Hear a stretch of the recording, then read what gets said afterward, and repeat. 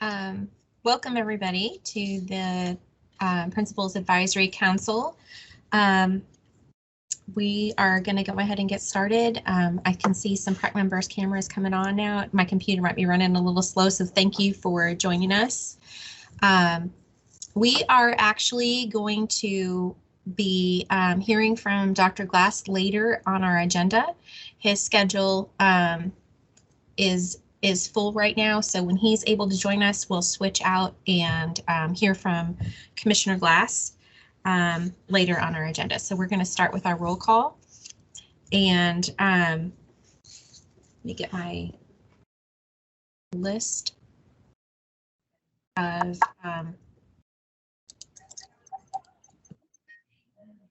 okay. If you are present, just unmute and let me know you're present. Wayne Ackerman. Present. Erica Bowles. Present. Nick Brooks. Here. Ashley Bird. Present. Ann Cox. Present. Beth Davidson.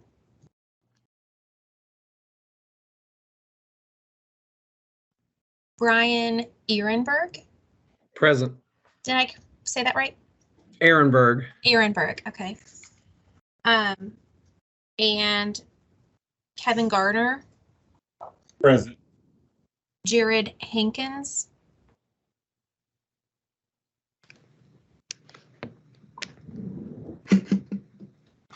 Tanya Dury. Present. Sarah Keiss.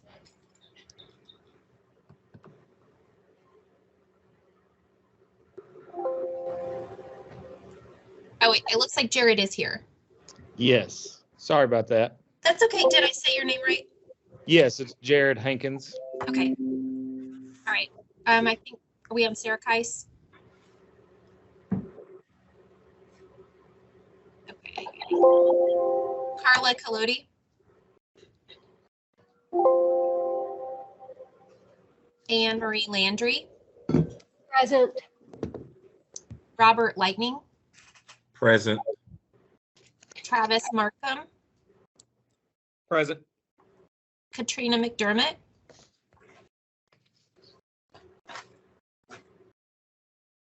Peggy Sinclair Morris. Present. Amy Rhodes. Present. Gina Rose. Present. Matt Schaefer. Present. Toya Roby.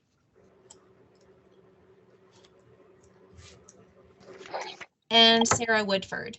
I'm here. Thank you. I'm sorry I was a few minutes late. Oh, you're fine. You're fine. Did I miss anyone else? Okay, I'm excited. We have such a large group here today. I think this might be the largest PrAC meeting we've had in a long time. So there is a digital attendance link that I believe is going to be in the chat box if it's not already. So there will be a few things dropped for members in the chat box throughout the meeting. So you may want to open that so that you can do the digital sign-in. So when that link is in there, you'll just click on it and fill out that you were in attendance at today's meeting.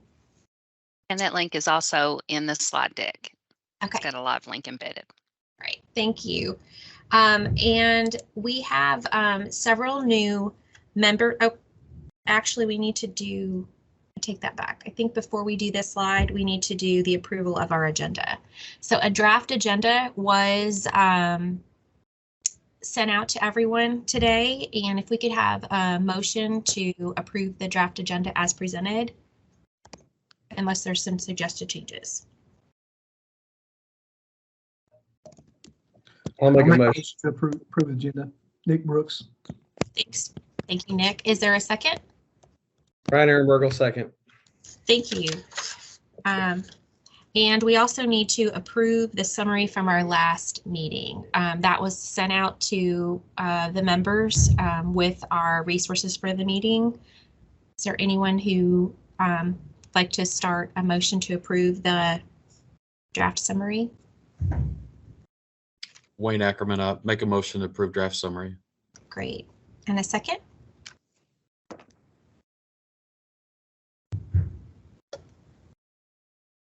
This is Peggy Sinclair Morris. I second. Thank you. I forgot to mention, sorry, that for those, in order to approve the agenda and the minutes, we'll need to have an approve from members in the chat box. So if you could just type approve.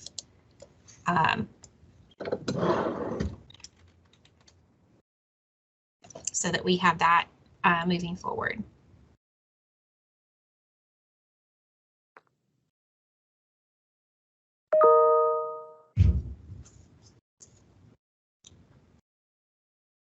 Great, thank you for that. I apologize for not doing that in the correct order. Now, finally, this is the exciting part. We have a lot of new members on our PrAC, and we were going to have to learn a little bit about them, to have brief introductions. I think, Stacy, did you want to lead this part, or do you want me to do it? No, you go right ahead, Suzanne. We were just originally planning out just a short, quick intro, maybe letting us know about your school, maybe the grade configuration, and perhaps why you decided to apply to be members of the PrAC, but just a quick intro. All right, let's start with Erica Bowles. Okay, well, thank you very much. My name is Erica Bowles. I'm the principal at Valley Shannon Middle School in Boone County. We are a 6th through 8th school, and I've been the principal here since we opened 5 years ago. Prior to that, I was an elementary principal for 8 years, so big change. I am looking forward to connecting with other people in the state to just learn more about what's going on and really just professional development.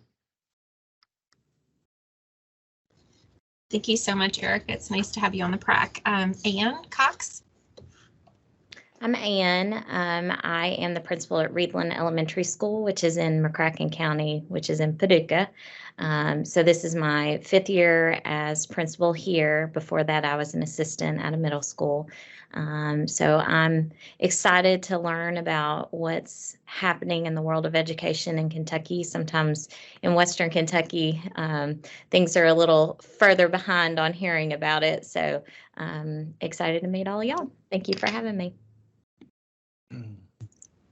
Thank you for joining us. Ryan Ehrenberg. Hello, I'm Brian Ehrenberg. I'm principal at Ponderosa Elementary School in Boyd County, Kentucky. Grade configuration is K through 5. I've been here for 6 years. Before that, I was high school assistant principal in West Virginia and taught in West Virginia before that for about 8.5 years. I joined this organization to learn from my colleagues and also to see how, how we can help represent, I guess, the body of administrators as a whole throughout the state. Thank you, Brian. Jared Hankins. Yes, my name is Jared Hankins. I'm the principal at Webster County High School. It's a small rural area in Western Kentucky. And we are 9 through 12 grade configuration. And I began my administrative path in 1819 as an assistant principal and became principal in 1920. So my entire tenure has dealt with COVID and the after effects, it feels like. But I joined this, like some others have said, I was looking forward to the networking, professional development, kind of growing myself as a leader and interacting with other people throughout the state. I was an agriculture teacher before, and that was one thing they did great in the CTE field was professional networking, regional and state meetings and things like that. And I was kind of missing that in this branch of my career as an administrator, not necessarily having all the, networking and the people's cell phone numbers that I could text and ask them a question that they may be dealing with too. So I'm just looking forward to getting to know people from throughout the state and be a better administrator. Thank you, Jared. Robert Lightning. Hi, I'm Robert Lightning. I'm the principal at Bowling Green Junior High School. This is my 4th year, so much like Jared, I've called myself a COVID principal. So been dealing with those issues since my tenure. But we are 6th through 8th, roughly about 1,000 students. Prior to becoming principal here, I was principal at Bowling Green High School for 4 years. Reasons why I chose to participate, it's again, like to hear what's going on across our state. but also be a voice for some of the unique challenges I think we have here at Bowling Green and Warren County with our refugee and migrant populations, looking to see some things maybe that are going on throughout the state that can bring some solutions to some of those unique challenges for us. Thank you. Sarah Woodford.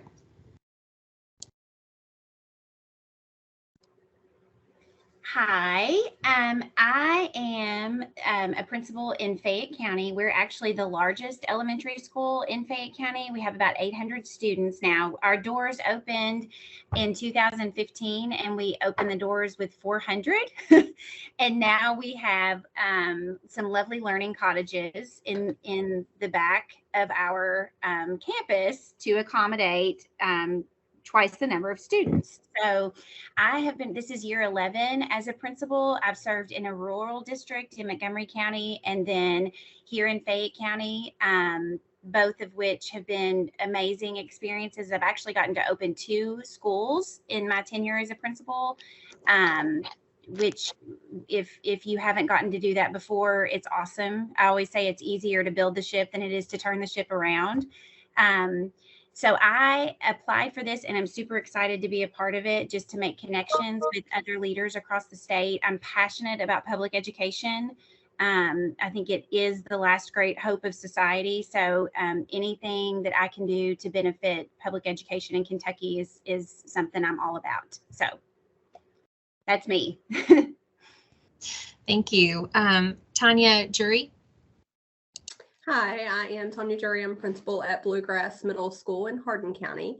For the last 8 years, I have been an assistant principal at middle school, assistant principal at high school, and principal at both high school and middle schools. So I've seen a lot and heard a lot, and I applied to be on this because sometimes being the principal can be a lonely spot. Unless you're a principal, it's hard to understand some of the things that we do day in and day out, and being able to connect with others who do understand that. And be able to share some of my experiences. And I'll echo, what others have said about this is my passion. And so being able to connect with others who share that passion is very important to me. Thank you so much. Kevin Garner. Yes, so I'm Kevin Garner. I'm the principal at Shacklet Elementary here in Jefferson County. And this is my 11th year here at the school where I served as the AP for 2 years. I've been the principal here for 9. And so one of the reasons that I wanted to connect in this group was just to do what, just to get to know other people and just to kind of have like a sounding board, just to kind of learn what some of the things that are happening in our school systems. So, yeah. Thank you so much. Is Travis with us? Travis Markham? Yes, ma'am, I'm here. Great. Do you mind introducing? Thanks. Absolutely. I'm Travis Markham. I'm the principal at Concrete Elementary School. We are a K-4 school in Clark County, one of the 4 elementary schools in Clark County. And this is my 3rd year as principal, so I also came in under the rule of COVID, so which has been an experience, as a lot of you know. So I'm excited to be here. I wanted to become a part of this committee and council because I'm very passionate about the profession, as a lot of you have said, and I want to be a strong advocate for my teachers and for my students to just report and get some ideas and share what's going on in our buildings and move the profession forward. Thank you so much. Katrina McDermott.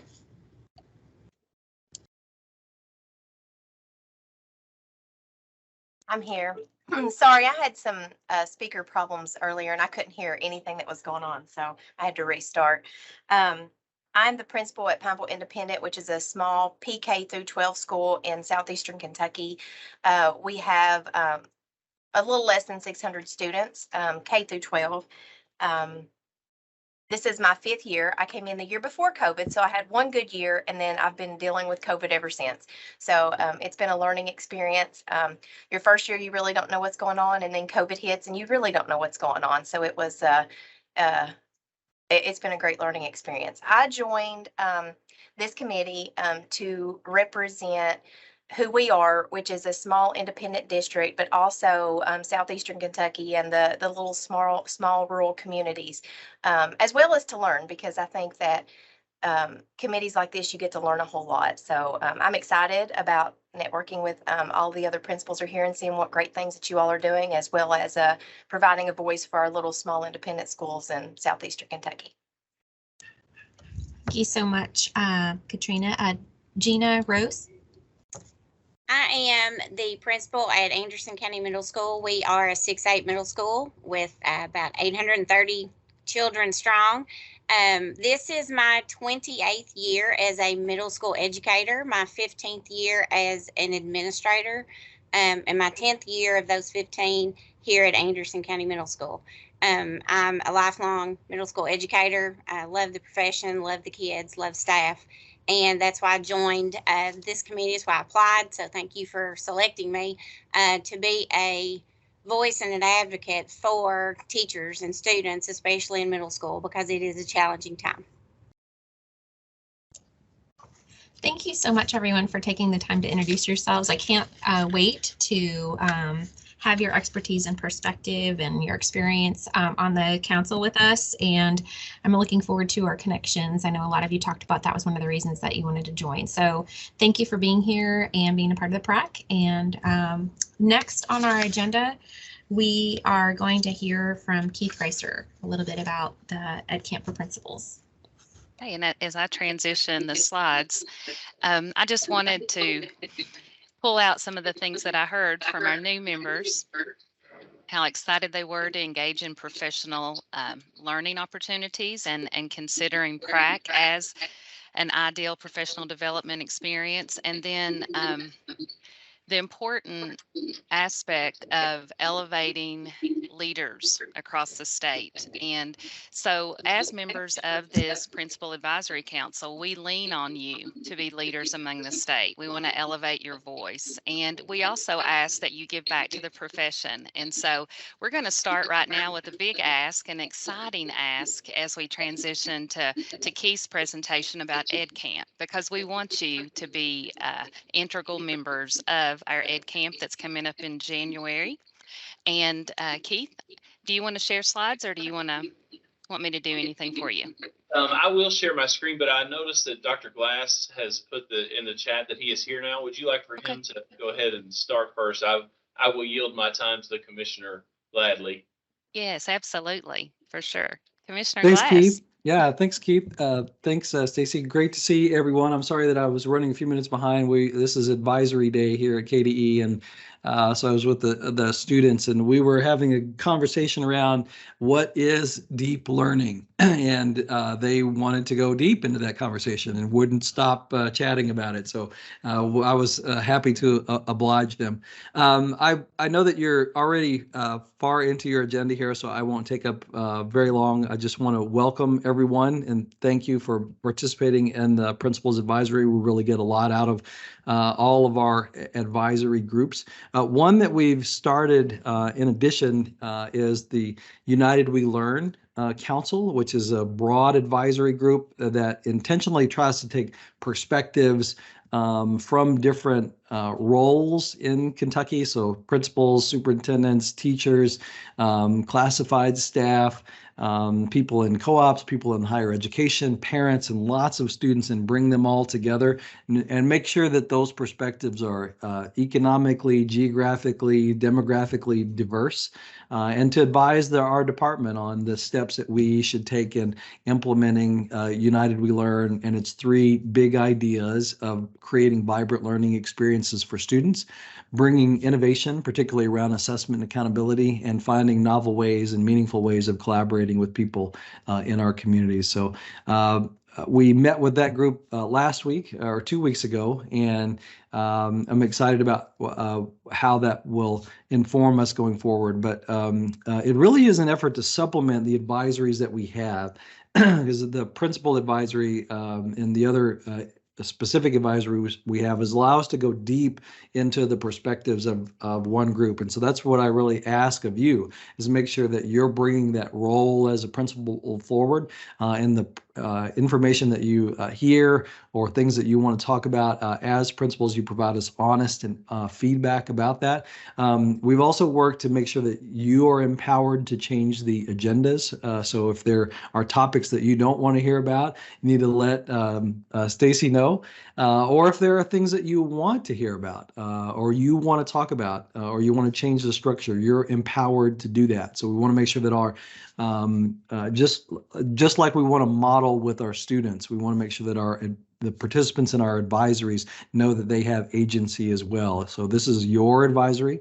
You decide what is important to talk about, and the feedback and information that you give us is yours to decide what that is. So we are really here to listen. Welcome all of the new members. I heard some of the introductions taking place. We have an incredible diverse array of perspectives and parts of the state on this group, and just a powerhouse group of professionals here. So I'm excited to learn with and alongside you.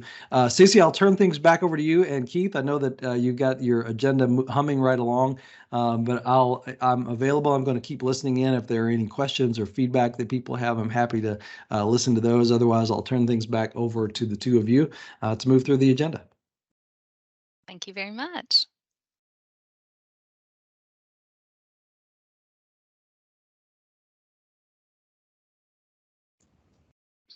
All right, Keith, while you're getting, I guess, ready to talk about EdCamp with us, I did want to second what Commissioner Glass was saying about you all helping to build the agendas. So for new members, look for an email. We're going to email everyone and survey members about the direction that we want to go for our next meeting. And it's really important that you provide us some feedback in that, because then Stacy works really hard to get the agenda built based on our feedback. So be thinking about some things that you want to learn about or have voice for in our next meeting. And we will be looking for your input. Keith, we're ready to hear about EdCamp. All right, great. Thank you. All of you all are really close up on the camera angles that I see, and I feel like I'm the kid in the very back of the classroom, super far away. But the reason for that is I'm here at the Sauer Building in Frankfort at the State Board of Education room. And if you ever want to attend live here at the building, you're welcome to. We always provide a space here at Sauer. And if you ever want to be here, I will be here showing my screen on the big screen here in the state boardroom, and would love for you to be here. We have some presenters that are here in the room with me today, but no principals. So I just wanted you to know that that is available to you anytime we have PrAC. I put in the chat the link to our EdCamp grid, and I would love for you to open that one so that you can see all of the awesome things that are happening on EdCamp Day, the breakout sessions, plus the keynotes that we have, as well as I would like some feedback from you on if you're able to open it easily and see all of the breakout sessions. There have been some feedback that when you open the document, you can't see breakout room like 8, 9, or on from that without shrinking your screen. So I would like to know some feedback on that if you wouldn't mind. But as we talk about EdCamp, this is our 7th annual EdCamp. And the first couple of years we did in person, and then we had COVID. And so we moved to a virtual format. And what we have found is that the virtual format allows so many more principals to participate. And so you can participate in this. We use the Zoom format, and you can participate from anywhere in the state. And we'll have breakout rooms for presentations, as you can see on the grid. I'll go ahead and share my screen. Let's see if I can up. So hopefully now you are seeing the EdCamp grid, and it takes you right through the day. So we'll start with a welcome from Dr. Glass, and then we have secured Todd Whitaker as our first keynote speaker. And wow, I love that we have Todd Whitaker. If you do not know Todd Whitaker, the author of What Great Principals Do Differently, I don't know what to tell you, but he's awesome. And he is not only a great author, but a great presenter. And I hope that you will enjoy his presentation as our keynote in the morning. And then we have these breakout session rooms where principals and other educational experts from all over the state, KDE to Chip Southworth is doing this one on growth mindset. He's just an educational consultant, used to be principal at Scott County High School a long time ago. To technology, over here we have Laura Raganos, who's doing deeper learning with the 4 shifts, and that has to do with technology and its role in deeper learning. There has been lots of feedback. When people register, I ask them for what sessions they would like to see us have in EdCamp. And so the top requests have been, number one is instruction. And that's been everything from deeper learning, like what Dr. Glass was talking about, to MTSS and intervention. And so there's a wide range of instructional requests that we have, and there's a wide range of instructional sessions that we are offering. So you can see a winning model for MTSS here being presented by Shelley Clark from Hardin County Schools. And so all kinds of things that will address instruction. The second most popular request has been behavior or PBIS issues. We know that many of you mentioned being principals in a COVID situation and beyond, and we're still dealing with some of that right now. It's not like we're past it. There's still lots of sickness that is going around, and it's changed our kids, and it's changed the way we have to address behavior. Because they haven't been in school. They had a year or more while they were learning at home. And so we have several sessions on behavior and PBIS. And then the third request was about school safety. And so I asked John Akers, who you see his picture here. He's the director of school safety and runs our KCSS for the state.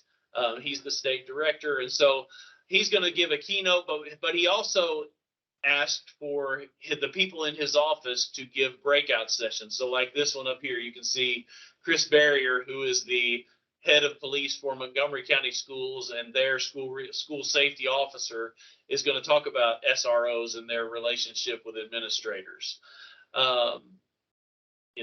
An overview of Kentucky Center for School Safety down here by Patricia Greer. So you can see the breakout rooms that are there. And then not only do we have Todd Whitaker, we have a second keynote that's like a lunch and learn with Mike Rutherford. And many of you have worked with him. He's done quite a few things here in Kentucky. He leads the Rutherford Group Learning and is a wonderful presenter as well. And so I'm excited about that.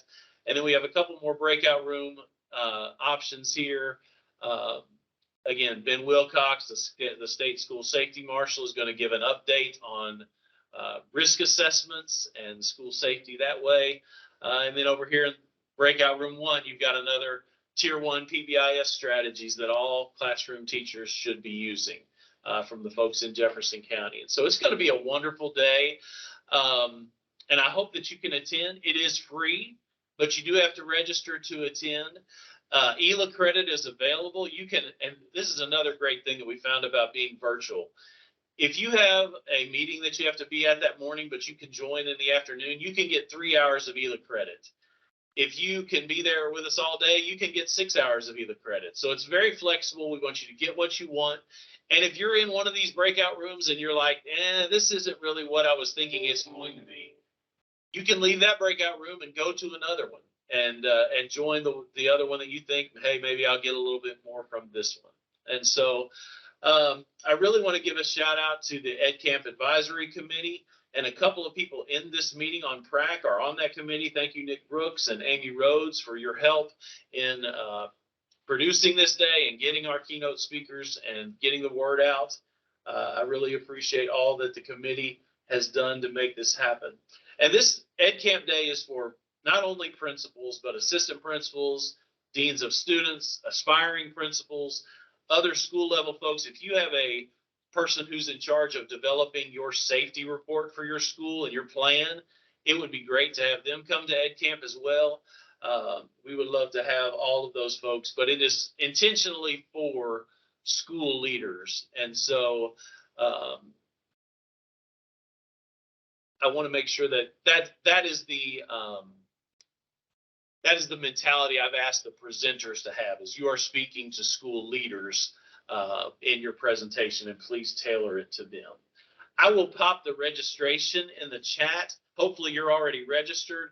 If you're not, I'd love for you to get registered today. We, as of about right before 10 seconds before I started my presentation, we were at 320 school leaders who have registered for EdCamp. And so I would love to get that number, infinitely bigger. And to do that, I need your help.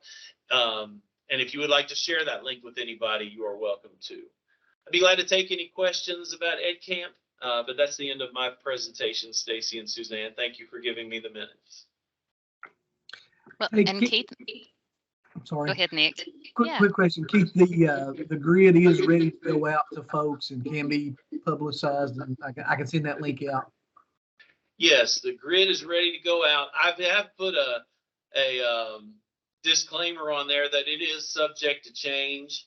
I mean, so there might be a tweak or two. Somebody gets to that day and has COVID or has the flu and can't present. We might plug somebody else in or switch a session around. But it is. I have put that out there publicly, and so feel free to share the grid with anyone you would like. Absolutely. Thank you for that question, Nick. Look, I got two more notifications that 2 of you just registered, so that's awesome. Thank you very much. Hey guys, P3's goal too is to support every principal in Kentucky. So when you see, if you will, please, if you're on social media, follow us on Facebook and Twitter.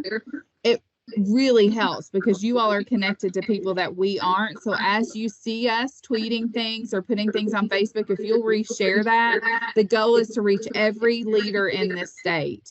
And there's just 3 of us. And so I'm going to lean on PrAC a little bit to help us with that PR.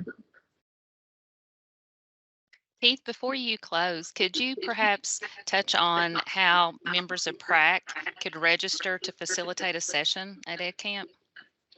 Sure, and I can put that in the chat as well. And we've got room for probably 1 or 2 more presenters. So if one of you would like to present, that would be great to finish out the grid. You can see the hole there right at the very first round if you're looking at the grid. But it's just a Google form that you fill out, and they are 30-minute presentation sessions. There are a couple people who asked if they could have an hour instead of 30 minutes, and we grant that if it's possible. And so there are a few hour-long sessions, but most of them are 30 minutes. And the feedback we've gotten is that the registrants really like the 30-minute sessions because they get a quick dose of it. And then if they want to follow up with the presenter, all of that information is on a breakout information sheet that they can go deeper into that learning. But they really like lots of sessions with a little bit of information rather than something that's a really an hour-long presentation or longer than that. So yeah, but I'll be glad to put that in the chat also, Stacy. Thank you. All right. Thank you so much, P3 team, for sharing all of that with us. And the next thing we have on our agenda is our accountability and data analysis agenda item with Jenny Larkins and Ben Riley from the Office of Assessment and Accountability.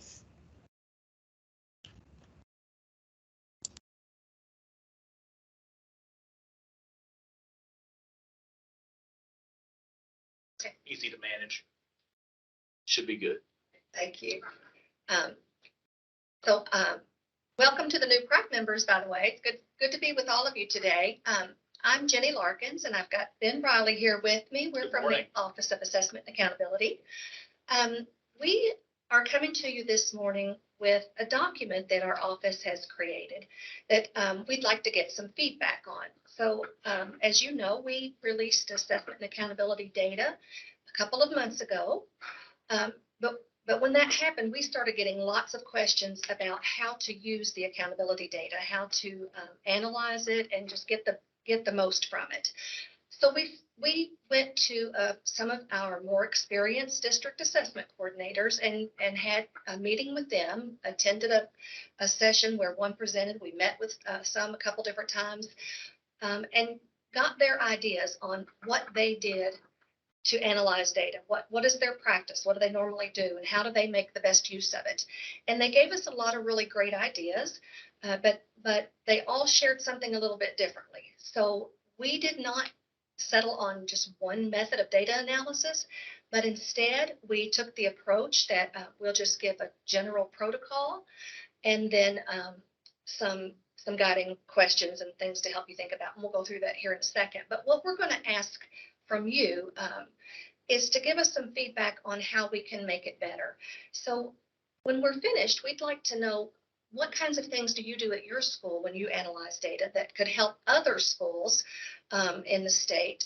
And we could include some of that information because our goal is to keep improving this. And so that by hopefully next public release, we'll have something really good to share with people on what those next steps could be with assessment and accountability data. So we'll go through the document very quickly. It's 13 pages, so we're not going to go through it with a fine-tooth comb or anything, just an overview. And then Ben is going to share a little bit about where to find the data in the school report card. So we start out on the document actually talking about where to locate the data. Now, again, Ben's going to show you in the school report card, but you also received files that we shared with your district assessment coordinators through a secure file transfer. They have a lot more information in there than what shows up in the school report card. You have a lot of student level data that is not necessarily shared in the school report card that you can use. So we talk about that first, where to get the data, and we give you a list of what data are provided. And then we go into looking at the overall score.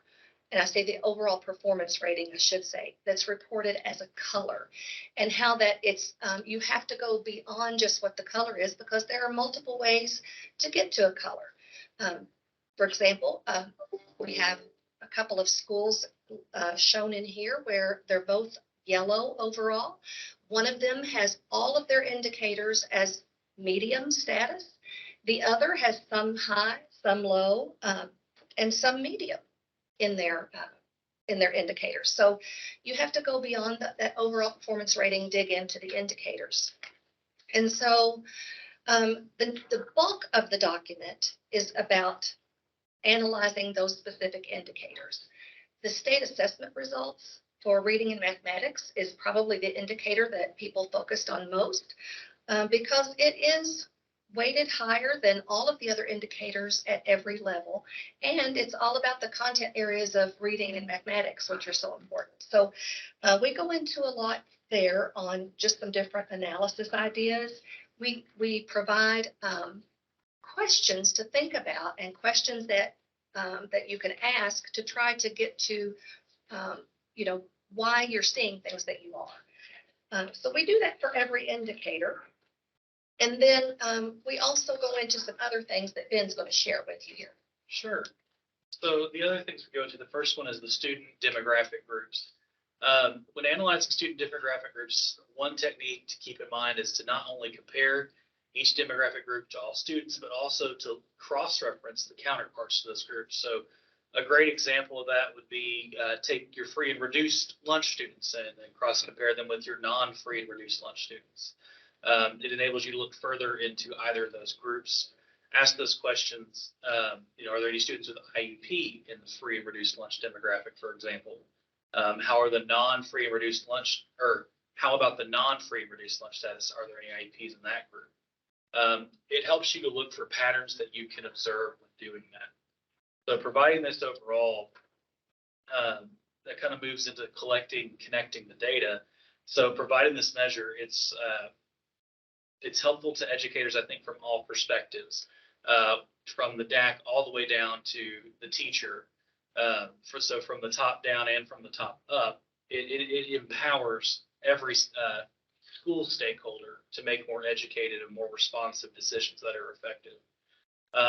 So looking at that, and it gives you the understanding of those performance levels for the KSA and the AKSA.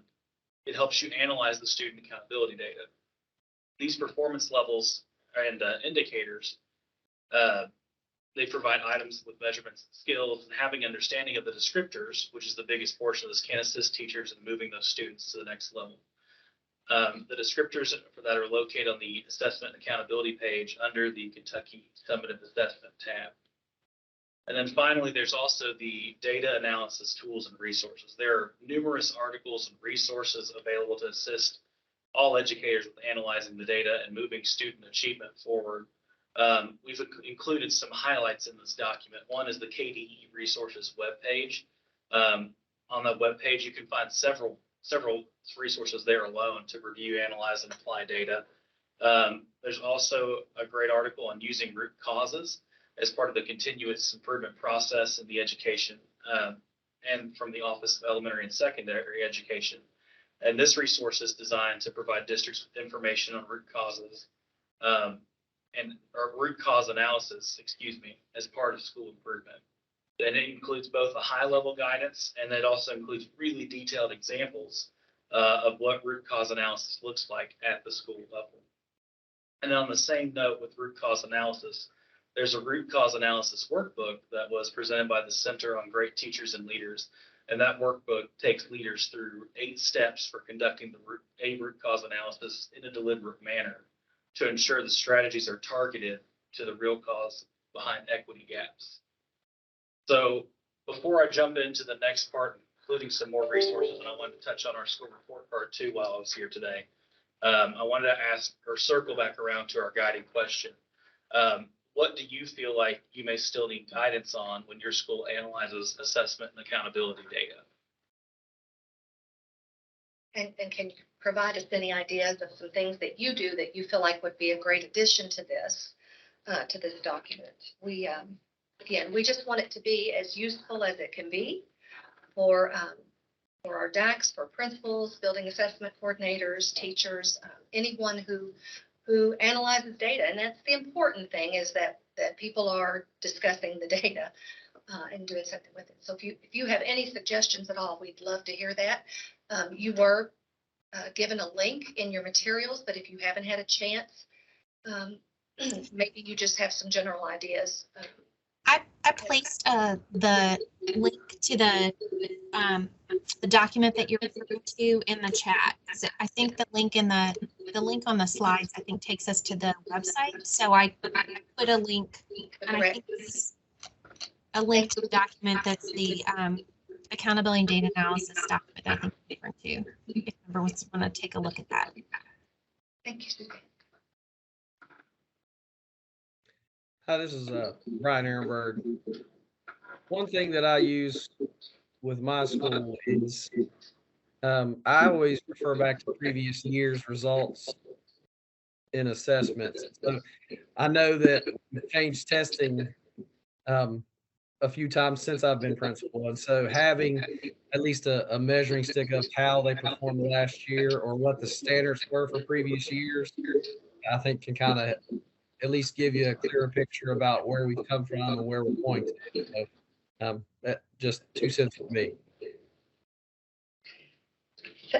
Thank you. And that is something going forward, hopefully we'll be able to include something like that. Currently, we've had some changes in the assessment, so we have cautioned in this most recent release of data to not make those comparisons because the KSA is not exactly comparable to PrAC. So, but going forward, hopefully we'll be able to do that. So thank you for reminding us of that. Yeah. Oh, I was just going to add, you explained the KSA, PrAC. Our psychometricians have advised we don't compare that, being that they're 2 different assessments with different sets of standards on certain things even. But that being said, it is our full intention as the Office of Assessment and Accountability to continue to put every year of KSA data up there and continue to make it accessible to all stakeholders so that can be done. I try to think of this year, since we're looking, especially in a post-pandemic world. I know we're kind of still in the pandemic, but as we move forward and we all share that desire for student progress. I look at this year and the new KSA, because it's our first time with this assessment reporting this data, as our baseline for inspire, or how do we make those students grow? Where do we need to lead our students and our teachers and our staff? And I certainly agree with that, and we will ensure that continues, and we'll report that.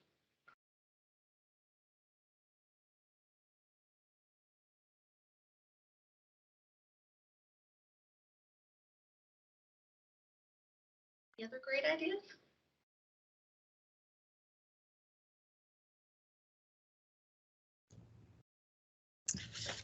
My setting is kind of unusual. I think I'm getting some feedback. Is there people hearing that? I can hear you. Okay, I'm hearing like echoed. I'll mute us while you talk, Suzanne, and then we can respond as needed. Okay, thank you. My setting might be a little different than most principals, but we're a preschool through first grade building. And so for us, I think one of the challenges of receiving state accountability data back is that often these are students that we haven't seen in a long time, or maybe ever. And so for us, one of the things that we did this year, like many of the other principals, I'm heavily a COVID principal. And so thinking about where we were at as a school when those students would have been with us, almost like a time capsule. Like when those, for example, the students that were in 5th grade last year that were tested, our school hadn't formed yet. So then, we were neighborhood schools. It was a different configuration for our district. And then the 4th grade students, where were they at? How long were they with us, and what setting, and who was impacted by some of those changes and shifts in our district, and what kind of instructional practices did we have in place at that time, so that when we think about where those students are as intermediate students, what foundation did we set for them, and what kind of improvements have we made in the meantime? So that did we learn from that? What changes might we not be seeing yet in our data because those students hadn't experienced those improvements, and trying to reflect on what we've done since the testing, if that makes sense. It does. Thank you. That was very interesting take on that. And it sounds like I think a really good idea for us to remember is that we do have a lot of different school configurations in the state. They're not all just, the standard K through 5 and so on. And so that's great. That gives, we can add that perspective in there for the different school configurations. I like that. Thank you.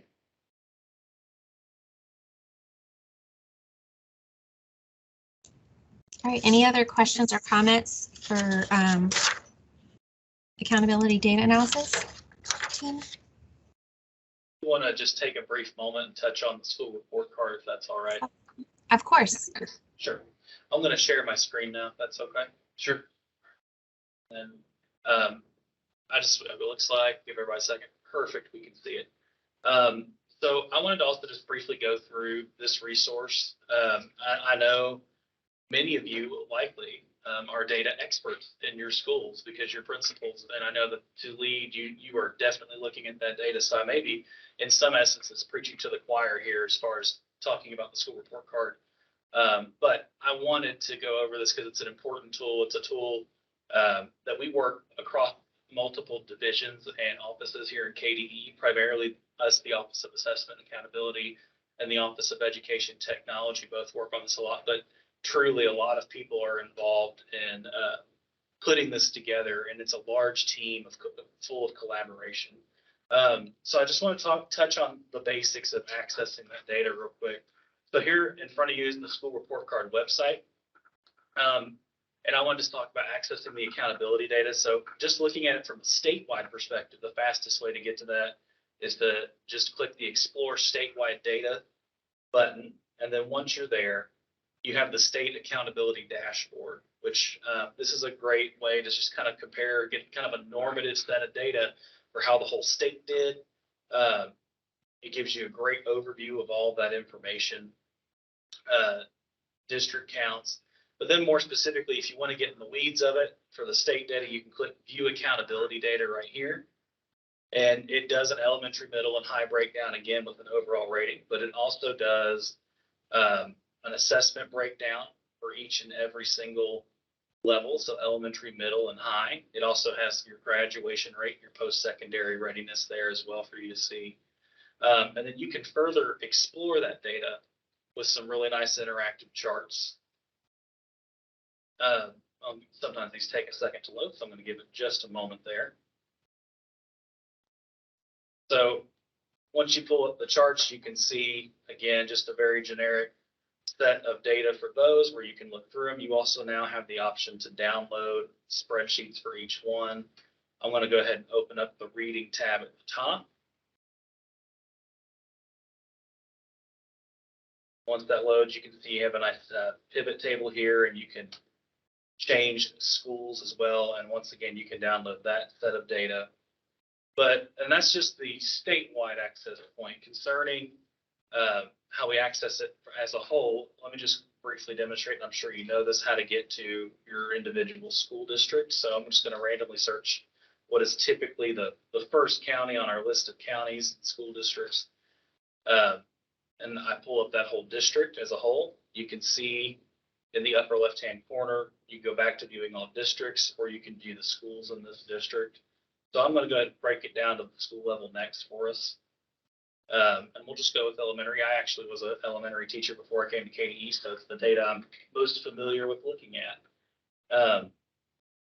Very similar format to the state level, so it makes it easy for you to do cross-references, cross-comparisons visually.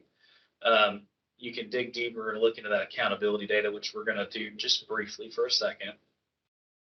So we'll go into the rating, and you can see as it loads up, it gives you each section. If something didn't meet the minimum N, excuse me, I stumbled over my word there. You may not see a chart for that data, and that's the reason why. Then you can, again, click on Explore Data.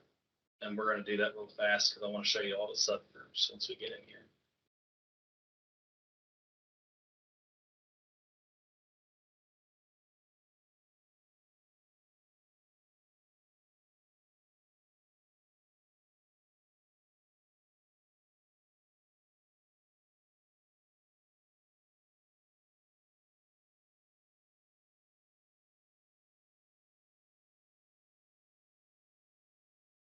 Lost. Can you help me? Oh, there it is, academic performance. I went to the wrong section. You're looking for the student demographic groups? Yeah. I would go back a page. I want to show how you can break down and just pull the demographic groups. Well, and just to be sure I'm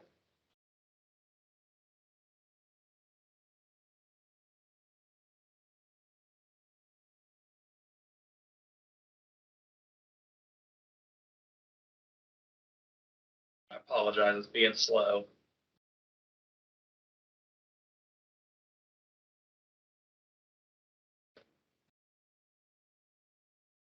And while that loads, if you do think of any questions or you have some suggestions that you would like to share with us beyond this meeting, then please email us. We'd love to hear that. Or if you have questions about where to find something in the school report card, we can guide you right to whatever data you're looking for. And since it's struggling to load, I will explain what would be here if it was loading correctly. There is usually a drop-down menu where you can select school level. There's a drop-down menu where you can select grades, so you can select 3rd grade, 4th grade, 5th grade. And then there's additionally a drop-down where you have subgroups, so you can look at free and reduced lunch, non-free and reduced lunch. You can look at African-American students, Asian student populations, and you can break it down based on each subgroup to do comparison.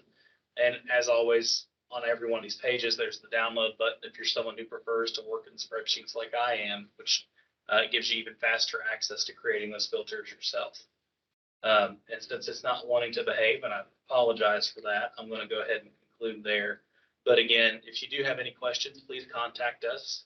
You can email us at dacinfo@education.ky.gov. I'll put that email address in the chat too, but we always love hearing feedback from school administrators and teachers, not just DACs, which we primarily support, but we're here to support you all as well. And thank you for your time today. We greatly appreciate it. Thank you. Thank you all so much. And I know that your emails and the DAC info email is also in our slide deck for today's meeting, if anyone needs that later. All right. So the next item on our agenda is learning about CTE Basics Professional Learning Library with Teresa Rogers from the Office of Career and Technical Education at KDE. Thank you, Suzanne. I am going to share my screen so we can look at a few slides. So my role over the last few years has been leading the work for the revision of the career study standards.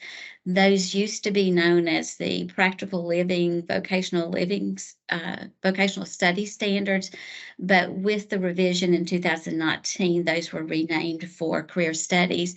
And it does include 3 domains of careers, essential skills, and financial literacy. And those standards range K to 12. So what we have created is a web page, a SharePoint site, so that we could meet some of those professional learning needs of all of our stakeholders across the state, because these standards do range from K to 12. And these are academic standards as opposed to the CTE standards. So it's kind of that bridge between the two worlds, the general education and the CTE world. And because these standards are implemented by regular education teachers, we know that just their knowledge and understanding of career and technical education is limited, but we wanted to find a way that could bring just-in-time targeted learning for a specific topic. So the SharePoint site will take you to this web page, and there's 3 domains within it. But what I want you to notice is these arrows that you see across the top. You'll see elementary school, middle school, and high school. And when we think about career exploration, I want you to think of that continuum for elementary school being just awareness and exploration. Middle school, we want to get some engagement with some of the topics, the content, knowledge, and skills that's related to a wide variety of skills of careers for our students. And then the high school path, we've got a solid way for students to engage deeply in different career paths. So what we really targeted were those 2 grade bands, elementary and middle school. So I'm going to show you what you'll see if you go to this web page. The first section is just basic general information about CTE. It addresses topics that's probably more related for the middle school or the high school. And this is a support for both counselors and teachers as they engage students in career advising conversations. So how do they direct students' attention to pathways, or what is an industry certificate? So those types of things. And what you'll find if you look at these will be very short, 5, 10, 15-minute videos that addresses just this topic, as well as links that can provide additional information or additional resources for students. So this is the first section. The second section, we focused on middle school. So we're beginning to realize that career exploration, those conversations really need to begin really in elementary school, but specifically by middle school, because we know at grade 6, students are required to begin their individual learning plan. But we ask students to identify their interests and abilities, but yet they have no experience with those. So how do we kind of provide opportunities for them to discover their interests and their passions so that they can develop that individual learning plan? So we know that that is a huge task for middle school. We typically think of it as the counselor's role in providing that. But these are academic standards that are meant to be woven or integrated really into all content areas. These are short, targeted connections that teachers make between their content area and the world of work, and then providing students time to just briefly reflect on what they think about that connection to that career. So you'll see the topics that we have here. As well as elementary school, we've done the same thing. We have resources that can help administrators and counselors really begin to think about what the vision for career studies is for that grade band. We've got resources to help those administrators also consider what that might look like in a strategic plan for their school. And then we also have resources for teachers to help them to implement those resources as well. So I've provided links here in this presentation that will take you specifically to pages from the KDE website. The easiest way to get to these resources is just to go to the KDE website, search middle school career resources or elementary school, and it will take you to the appropriate page. Because middle school, the range of exploration moves from just that awareness, introduction to the career clusters, to maybe taking a CTE middle school course.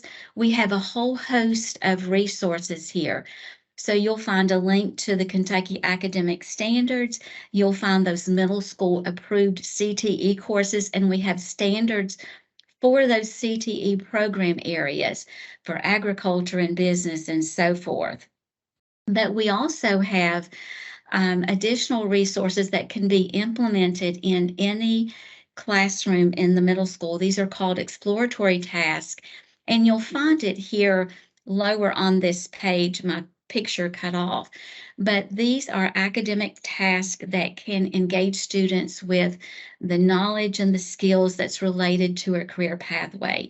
They're research presentation types task for students, but it is a good introduction to them. So you'll find all of this here on the Middle School Career Resources webpage. Oh, and I didn't show, we have the same page for middle school as well.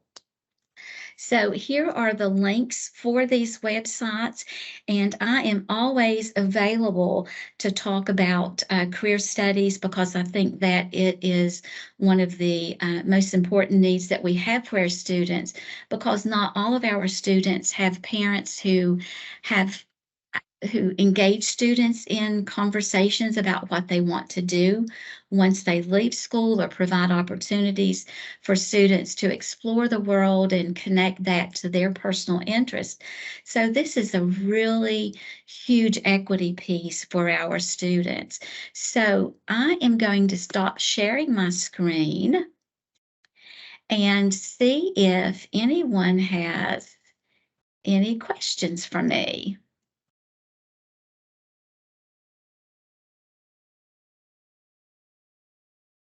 So does anybody have any questions about career exploration or career studies? I don't have a question other than that I really am loving this resource. I've been playing with it while you were talking.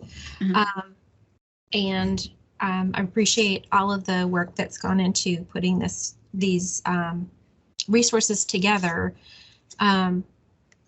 I was wondering, I haven't gotten all the way through it yet. When you have like the video series, are those things where you're learning from people like doing the jobs and things, or how does? No, this is the professional learning library for teachers and administrators. Okay. So that's what you'll find there. Okay. I just want to say, this is Ashley Bird, principal at Barron County ATC, the Area Tech Center.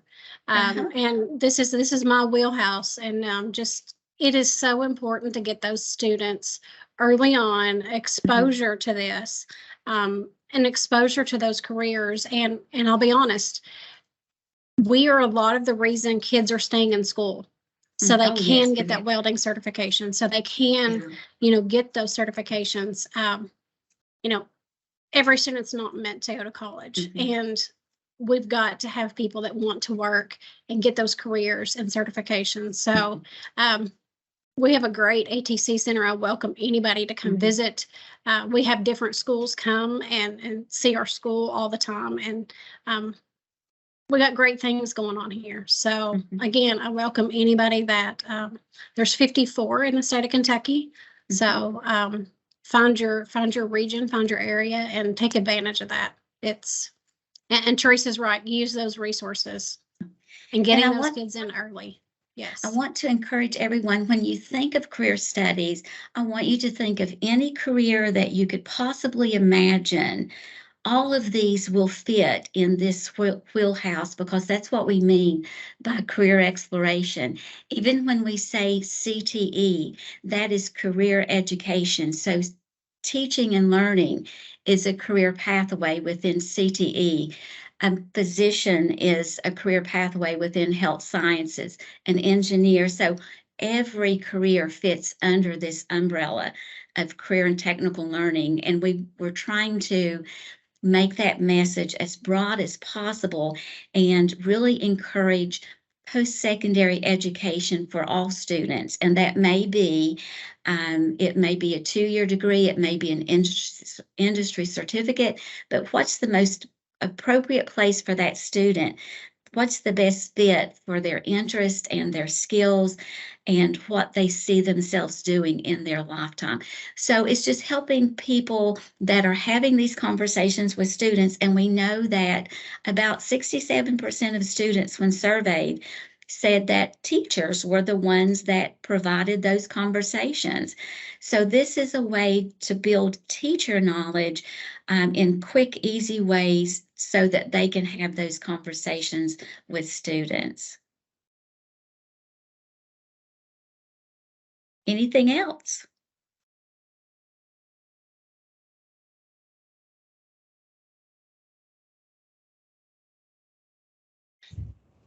Well, if not, Stacy, thank you for letting me share, and I'm always available to talk about anything career studies or financial literacy. Thank you, Teresa. Glad you were able to attend. Thank you, honey. All right, thank you. Our next on our agenda, we are going to be learning more about the Visual and Performing Arts Standards update with Jessica Green from the Office of Teaching and Learning. Good morning. Good morning, everyone. Stacy, do you mind to share those slides? Is that okay? Yes, I'm absolutely. at Sauer, but I'm not at my second monitor setup. So you know how that goes. Yes, for sure. Yeah. Well, good morning, everyone. My name is Jessica Green with the Office of Teaching and Learning and the Division of Program Standards. Before coming to KDE, I was an assistant principal for elementary school for 3 years. So I know what this week can feel like leading up to your winter break. So keep fighting the good fight. You're almost there. But we're going to talk a little bit about the Visual and Performing Arts Standards Revision process and the standards revision process in general. Next slide, please. And I know on this call with me also is Crystal Rowland, who is our division director, and she'll be happy to help answer any questions. But there is one guiding question I'd like you to consider as we go through this work together. How might the KDE support the field in VPA standards implementation? So just consider that, keep that front of mind as I share some information. Next slide, please. So KRS 158.6453 calls for the Kentucky Department of Education to implement a process for reviewing all academic standards and aligned assessments beginning in the 2017-18 school year. This schedule calls for 1 or 2 content areas to be reviewed each year and every 6 years after that on a rotating basis. So you may know that science and social studies were just up for a little revision and are on their way to implementation. But the content of visual and performing arts actually is not considered under this statute, but we follow the process that's outlined here because it is the most congruent process. We've had great success with other content areas that are not considered under this statute. It also does a really fantastic job of considering the teacher voice in the standards revision process. And so we really like to follow that for best practice. Next slide, please. So there are a few criteria that are kind of outlined in that same statute that the standards revision process must consider. So the standards, the revised standards must focus on critical knowledge and skills, result in fewer but more in-depth standards, communicate expectations to all stakeholders, parents, students, everyone, be based on evidence-based research. And that is a very key point. A lot of the committees do all the research to make sure that they're following that area. They consider international benchmarks, and then they also ensure that standards are aligned not just K through 12, but also to post-secondary, so that students have the opportunity to master those standards beyond K-12. Next slide, please. So this is a very large overview of the standards review timeline, and it includes some other content areas so you can see the point that the revisions start and then when the implementation takes place. So you can see by looking at visual performing arts, the first initial review of this process began December of 2021, and it probably will be implemented 2024-25 school year. So we still have a little ways to go, but the work is great. And you can also see science as an example, and world language, library media, and technology of what that general overview of the timeline looks like. Next slide, please. I have the pleasure of working with a lot of visual arts educators, and most of us in the arts like a little visual representation. So this is a more visual overview of the timeline, the roadmap that we are currently on with visual and performing arts. You can see the speech bubble that says thank you. If you were one of those administrators or you had a teacher within your building that responded to the current Kentucky Academic Standards for Visual and Performing Arts, we say a huge thank you. That public feedback turned into the qualitative data that is driving the committee's work right now. So if you have an arts educator who responded, please thank them on my behalf because their feedback was monumental for us. The arrow pointing to the yellow bubble, that is where we currently are in the writing and revising of the standards. And of course, there are a lot of bullet points under that dot that we'll get into. And then the circled orange dot, number 5, that is the next big place where I'll get to say a thank you to the community for public feedback. That is the point where I invite you as administrators and your arts educators, your parents, your students especially. We would love student feedback, where the committee will present their proposed revisions to the VPA standards and allow for public feedback. That's a 30-day window, and we want to be just swimming in public feedback. So just keep that front of mind as we get closer to that date. Next slide, please. So this is a more in-depth look at where we've been as the VPA, the more closer details. So as I said, December 2021 was when the public comment feedback for the current CAS came out. And then we opened the window for applications for advisory panel and review committee members in the visual and performing arts to apply. That was February and March of 2022. Then the selection process, which takes some time, especially for visual and performing arts, as there are 5 disciplines, K through 12, that we want to make sure there was representation for. In June and July, the committee had their first meetings, and the focus there was responding to that public feedback on the current CAS. And then we moved into vision setting for July through September, research on mission and vision setting, and then they crafted a draft vision that guides their work. And our most recent meetings have been focused on the actual architecture of the CAS, the usability, the readability, the functional aspects of being able to navigate the CAS and implement those standards. And that is where we are now. We took December as a little break because, as you know, December is a little busy, especially for visual and performing arts teachers with programs for the students and their families. And so we wanted to honor those community commitments and not take them away from their classroom at that time. Next slide, please. And then this is a slide that we just share with our committee members so they can see who's got the ball. So right now, the advisory panel is receiving the ball from the review committees for some feedback on their proposed architecture, and they'll be able to finalize that in the new year. So this is just a more in-depth look, and I believe you have access to these slides if you want to see kind of the minutia of how this moves back and forth through the ranks. And next slide. So that's the very, very brief overview of this process. It can get a little in the weeds, and so I didn't want to do that to you all today. But back to that guiding question of how might the KDE support the field in VPA standards implementation, or if you just have other questions that you would like to ask or suggestions that you'd like to bring to the table, I will pause here for that.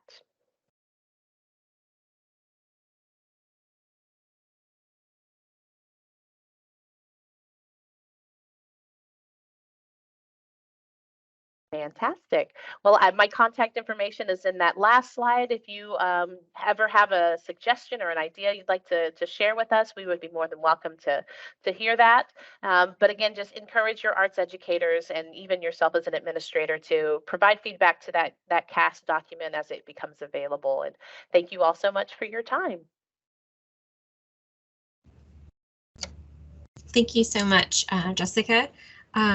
Next on our agenda, we have some updates on the equity playbook and dashboard and how to utilize the 4 innovative habits from Damian Sweeney from the Office of Teaching and Learning. Hi, and I clearly am not Dr. Damian Sweeney. He is actually at the Capitol pulled to testify today. So I am here in his place. My name is Florence Chang, and I will share my contact in the chat after this just brief overview. But what we were asked to talk about today was how we are infusing the 4 innovative habits into the equity playbook work. So before I start, I'm going to ask just Stacy, has this group heard about the 4 innovative habits prior to this meeting? We actually have several new members, so this will definitely be a first introduction for the majority of the group. Then what I'm going to do is go ahead and put the 4 innovative habits into the chat. I know it's a little bit long. So before I jump into the equity playbook, I just wanted to share that at KDE, just knowing that we have to do things different post-COVID, we have seen our trend data individually as states, as schools, and we know that there's going to be a lot of work to do to turn the trajectories around. And so these are 4 innovative habits that we think are going to be critical as we're working on the different initiatives. And as I'm talking, I hope you kind of reflect and think about the way that your teams work at your school or in your district. So the 4 habits are inclusion, which is you're bringing your diverse voices and building a sense of belonging with the work. Empathy, that idea of understanding views, feelings, and needs of others. Co-creation, working together with our internal and external stakeholders to create those solutions. And then reciprocity, which is just shared authority and responsibility.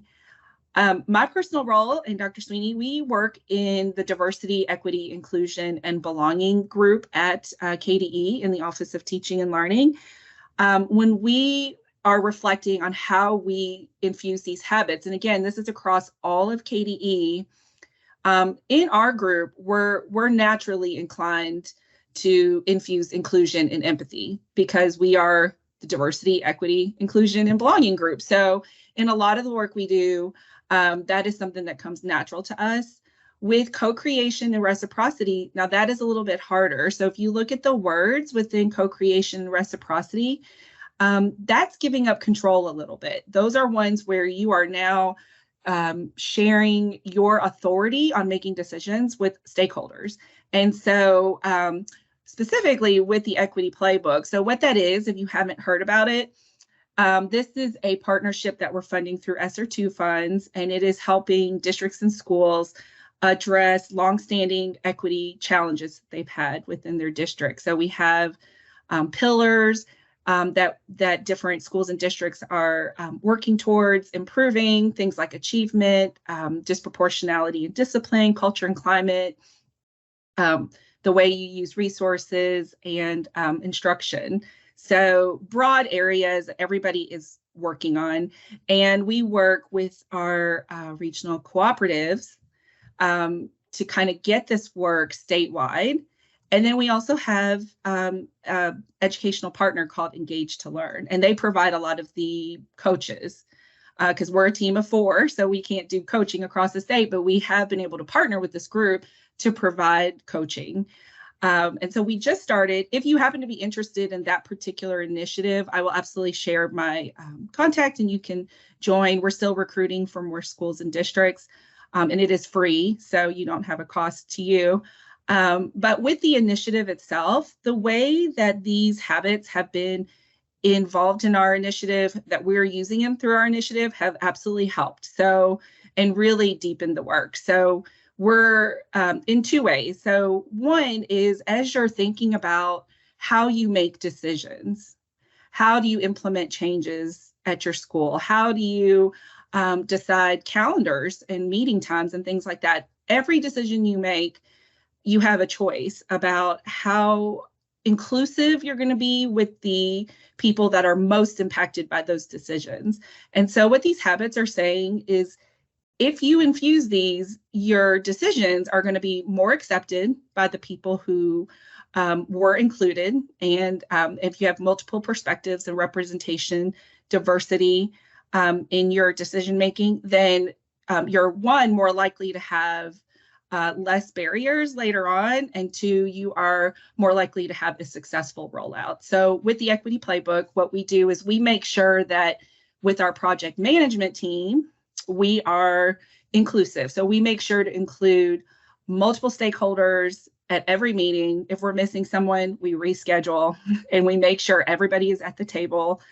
And we make sure that so with project management, that's one way to think about these habits. The other way is with the project itself. So when we're working with Equity Playbook challenges that I just described, we're asking people to look at both the dashboard data. So we're looking at like the school report card and the equity dashboard. You all are very familiar, and I saw you did a walkthrough with the report card.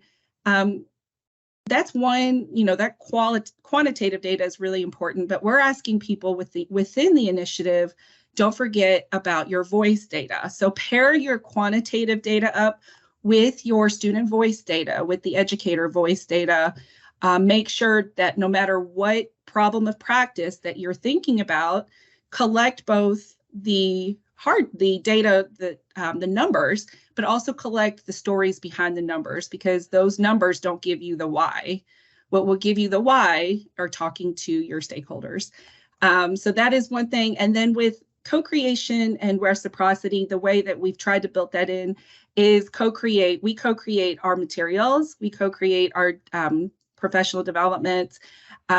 We share authority over how we schedule, including with our district. So we pull our district and school calendars and make sure before we schedule training, does this work for the people that are being impacted by the training? And what I'll share is, obviously when you're incorporating multiple stakeholders, not everybody agrees. And that's a challenge. So what do? It's like you bring all these voices in, you bring kids in, you bring teachers in, they have all these great ideas. You can't do everything.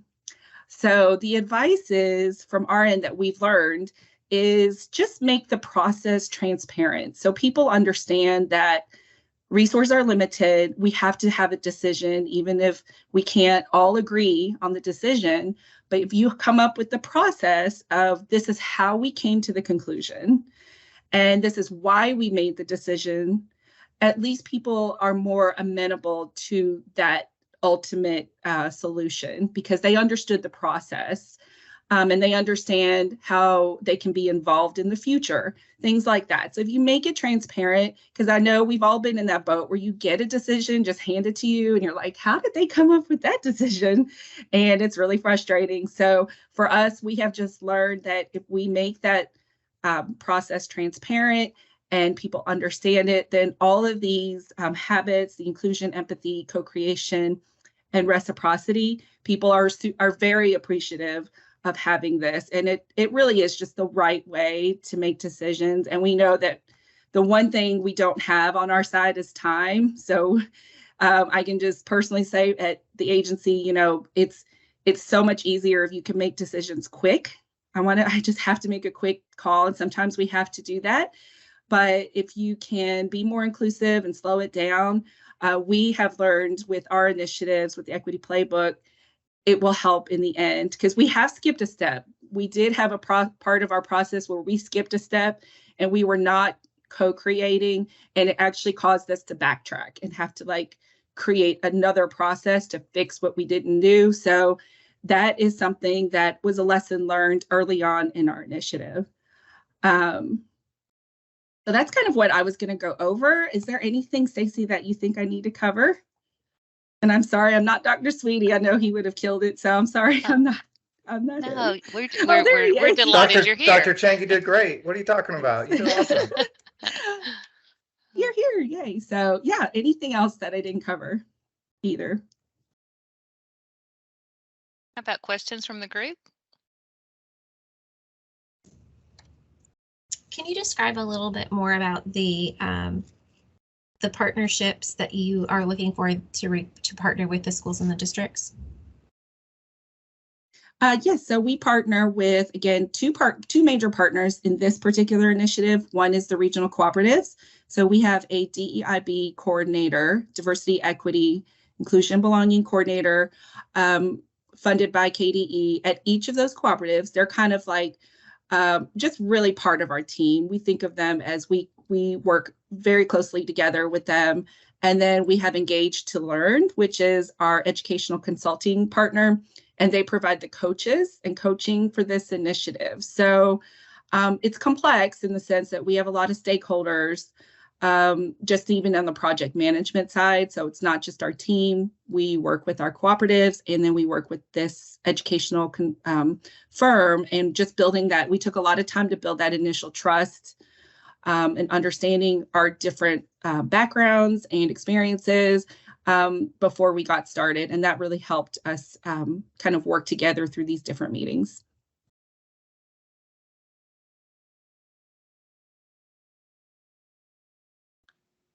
Hey, I've got a real quick technical question. Just when I'm sharing this information, so the 4 innovative habits, is there a 4 innovative habits of something, or how do I need to title that when I'm sharing that out with other folks? Give it as 4 innovative work habits. So this is kind of how we work.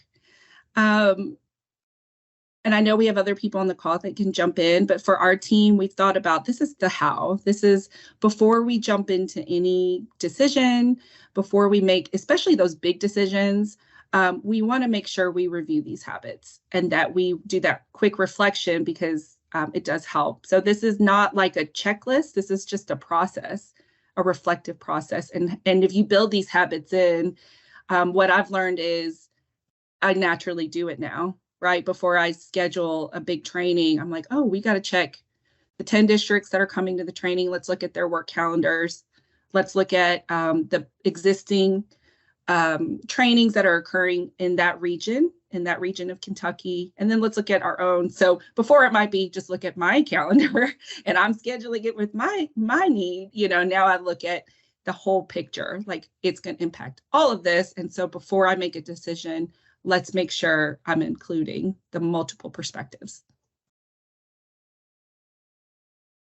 So you can definitely apply that to families, right? When you're working with your families, with family nights and things, think about it from all the different diverse perspectives of families with different work schedules, different languages. I know you all already think that, but we always think about, who's not showing up to meetings, who's not able to come to things.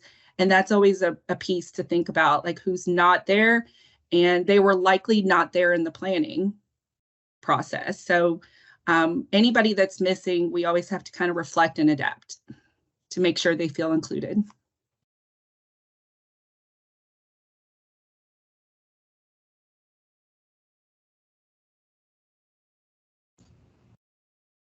Any other comments or questions for the team from the Office of Teaching, Learning, Equity?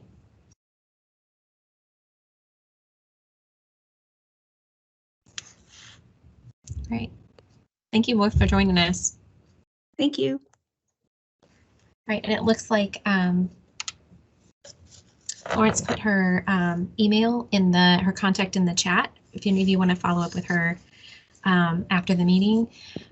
Next, we have an update on the United We Learn work, and I think Karen Dodd is here to join us too from the Office of Teaching and Learning. I am here. I'm actually in the commissioner's office. No problem. Hi, everyone. I am Karen Dodd, and I'm the Chief Performance Officer here at KDE. So I oversee strategic planning and research. I have 2 kids that graduated from Anderson County, so I'm very invested in this work. As you just heard from Florence, the 4 habits are something that we incorporate throughout our work here at the department, and it's a huge part of our strategic planning efforts. And as part of that, our vision right now is United We Learn.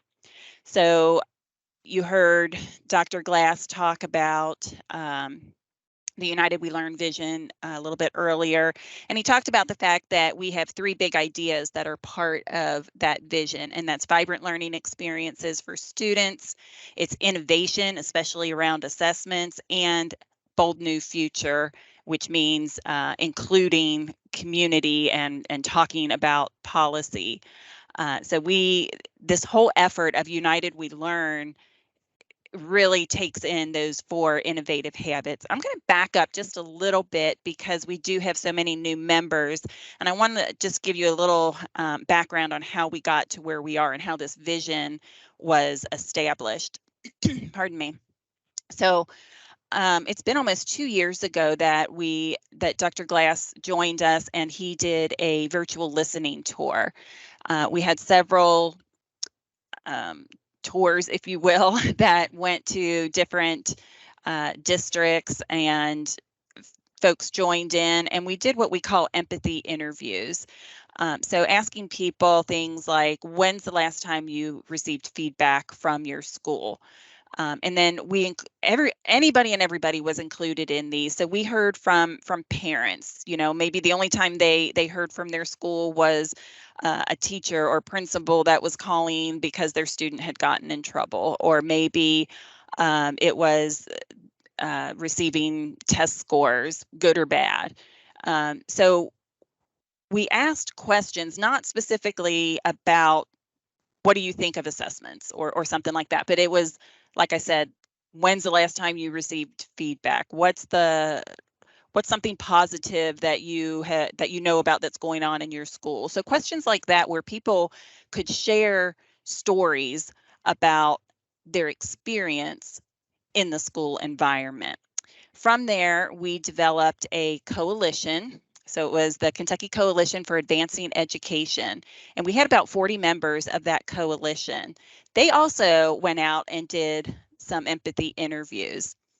Then they looked at all that data from the listening tour and the data they had collected themselves, and they put together what we call profiles.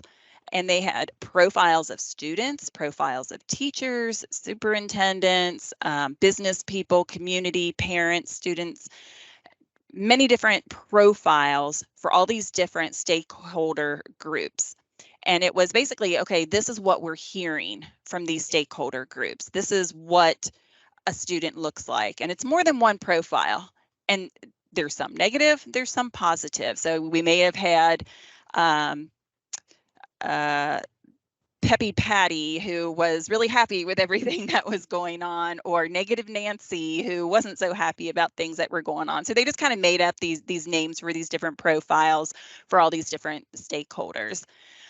From there, we said, okay, now let's take those profiles, and in a perfect world, what do these profiles become? What does a very engaged, happy parent look like? A very engaged, learning student look like? So again, for every stakeholder group, we put together these could be or should be profiles for all of them. And then last fall, we held a summit. And all of this information was shared out. A report was written, an executive summary was written, and we had about 500 people come to the summit last year and hear about this new vision that we wanted to put out there. So now the work becomes implementing this vision. And that's where the Kentucky United We Learn Council comes in. And they are currently made up of 70 members, and Suzanne Farmer, your chair, is one of those members. And we actually asked the chair of all of our advisory groups to be a part of this council because they hear from all of you, right? They're representing you. So we want those voices in there. This is all part of inclusion, making sure that all of the different stakeholder groups are included. And that's why we have 70 members. It it grew larger than we even had planned on it growing. But there were just so many people that we wanted to be there. And so we invited in, and others who applied to be a part of this council. And we just couldn't say no to so many people. So it became really big. And over 2 days, this was about two weeks ago, I think, the end of November, right after Thanksgiving, we had our kickoff meeting. Stacy, do you have that video I shared with you? I do, yes. All right. Are you ready? So yeah, let's go ahead and share the video, and then I'll talk a little bit more. Okay, and just let me know that the sound and the audio comes, or the audio and the video comes through. Yep. Don't forget to click that little button to get the audio. Thank you.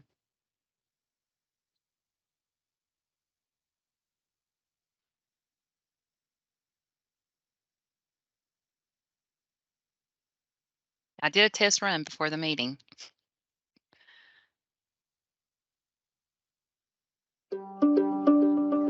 Okay.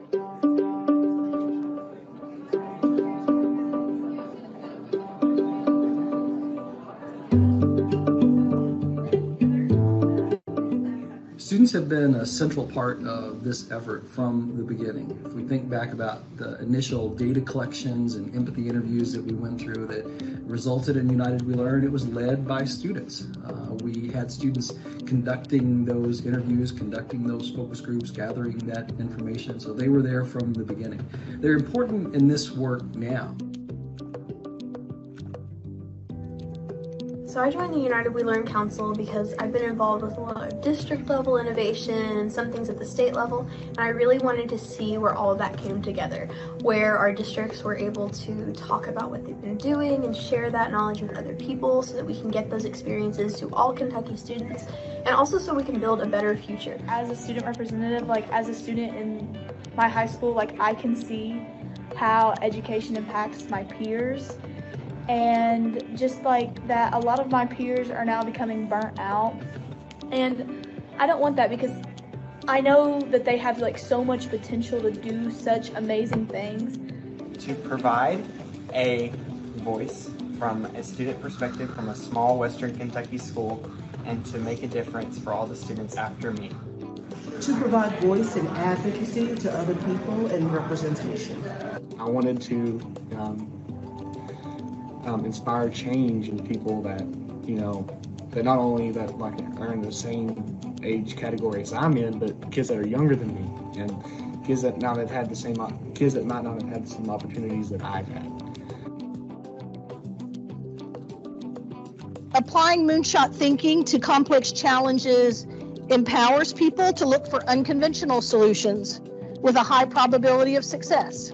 Enables teams to use fast-paced experimentation to continuously learn and improve. Assumes that everything is possible, looking beyond established ways of thinking and doing, and removes the fear of failure and helps teams focus on success. I believe that Kentucky's United We Learn initiative is our own moonshot.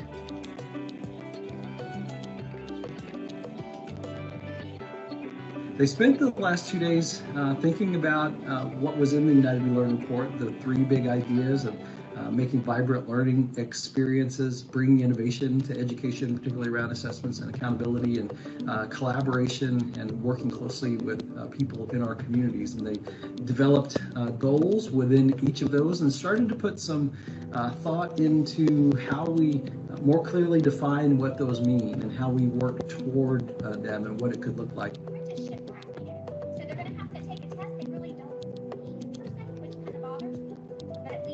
We have set our sights on meeting the full spectrum of needs of every learner in every school in the Commonwealth, raising achievement for all learners and closing gaps among student groups while intentionally engaging communities in fulfilling the unlimited promise of public schools in their own backyards. We ended with a strong sense of positivity, optimism, momentum that I think is built on the same spirit that's across the state in Kentucky. We know that there are all sorts of local examples of this work already underway and years of capacity around these efforts that's already underway. So we build upon that, and there's a real sense of purpose and hopefulness going forward.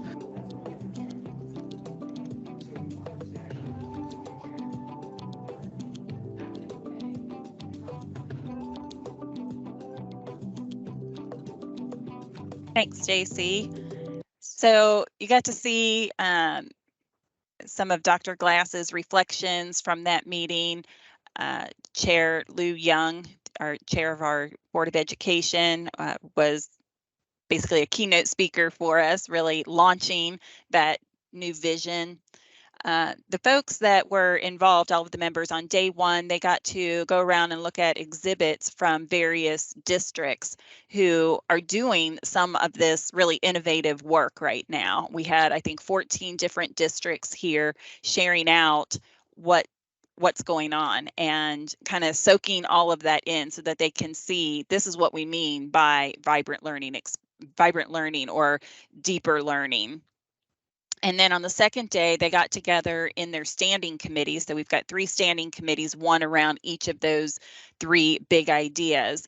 And they talked about how often they want to meet as a group and just kind of the cadence of how that will go, as well as putting together a BHAG, their big, hairy, audacious goal. And so what is it that they want to achieve over the 4 years that this group will be together?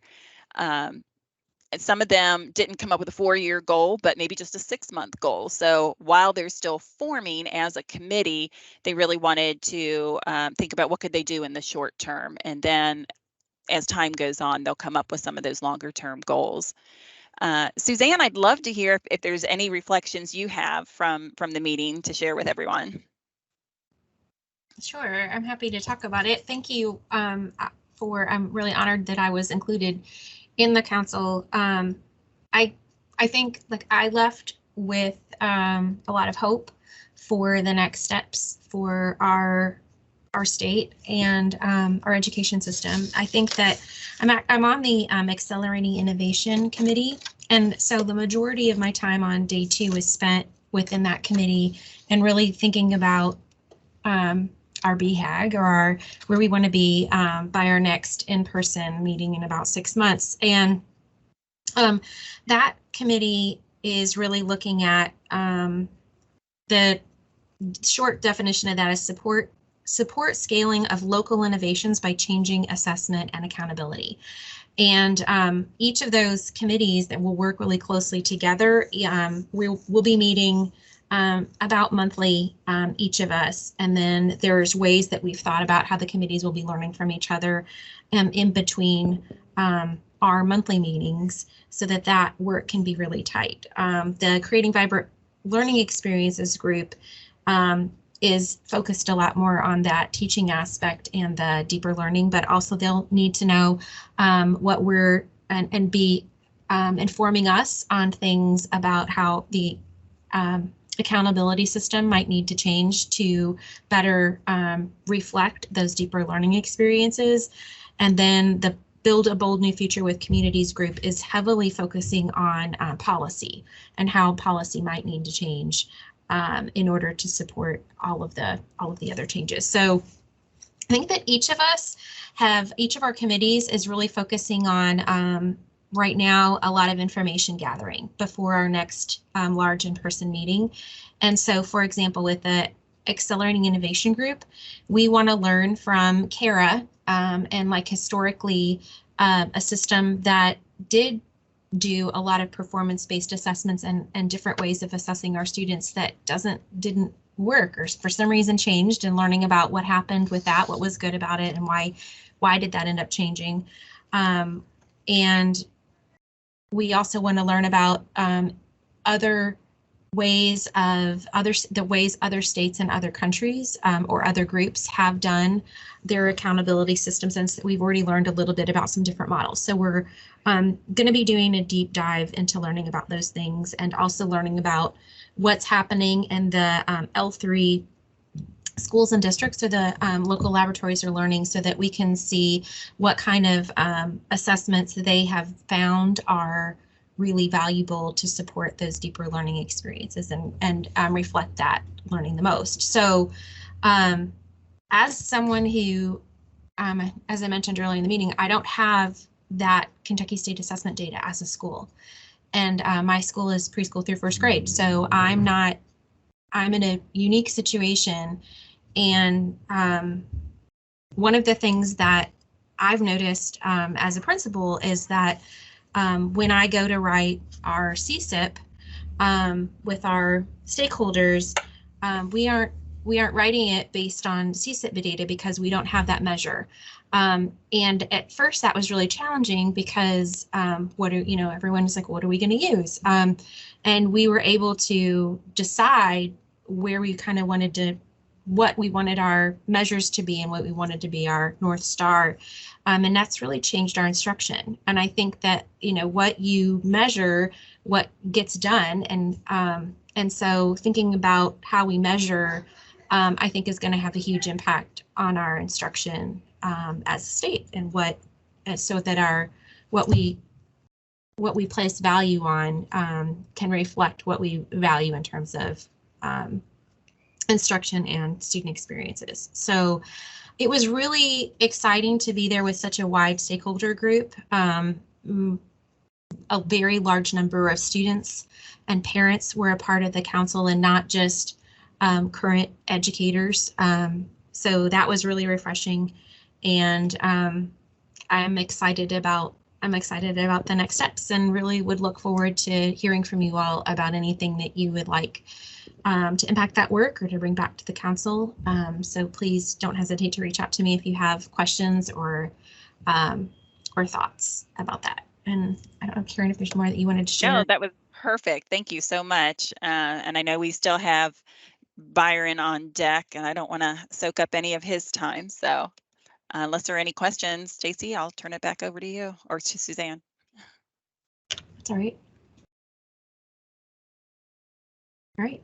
And the last information item, the learning item we have on our agenda today, is our legislative update from Byron Darnell. Dr. Darnell is the Associate Commissioner in the Office of Educator, Licensure, and Effectiveness at KDE. Hey, good morning, everyone, or nearing afternoon. I know that you are sitting on the edge of your seat, so I won't keep you from the anticipated excitement legislative update.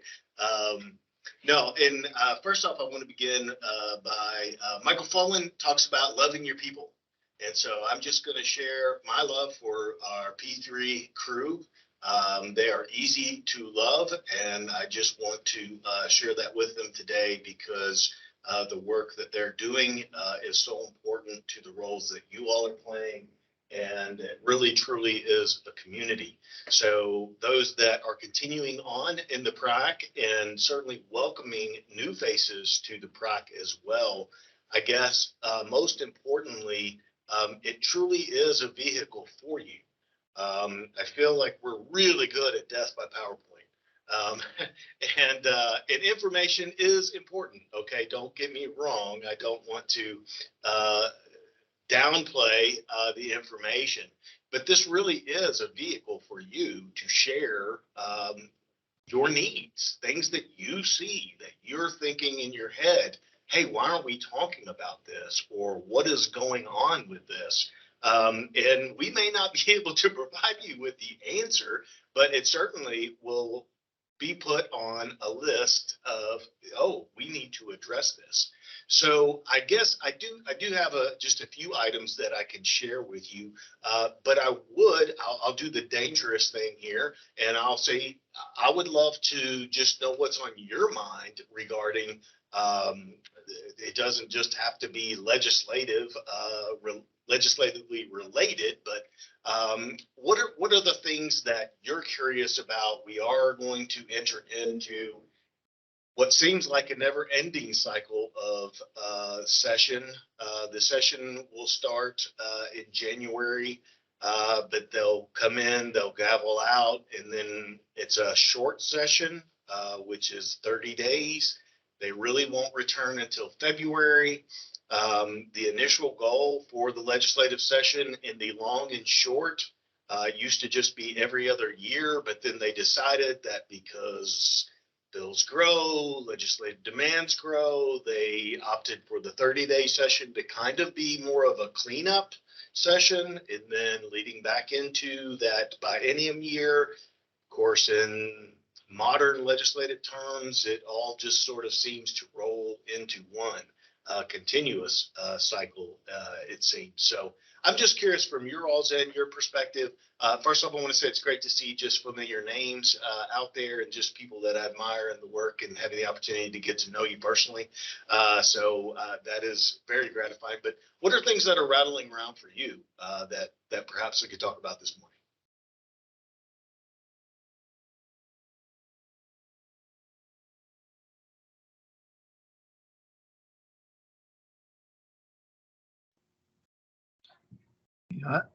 For me, one of the biggest ones is what can we do as a state to make teaching an attractive profession again? Because we're about to hit a critical point here with not having enough folks to educate our kids.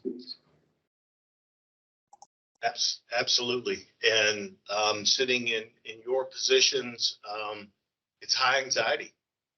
It's high anxiety for all of us.